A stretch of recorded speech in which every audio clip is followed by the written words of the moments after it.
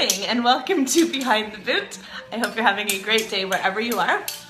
I'm here with Shane and we are having breakfast together this morning. So what did we make? We made pancakes. And since we were listening to this song that's playing right now, we cut up the papaya. This is a papaya. So when you cut a papaya, you cut it in half and then you scoop out all the things, the little seeds that Shane thought looked like blueberries, right? Yeah. And then we eat it. And Shane has never tried papaya before. So we're gonna do it? No. But we're gonna have pancakes instead? Yeah. Okay, we're gonna have pancakes and then maybe we'll try papaya.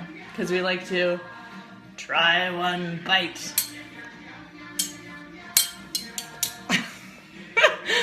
Bye everybody, have a great day.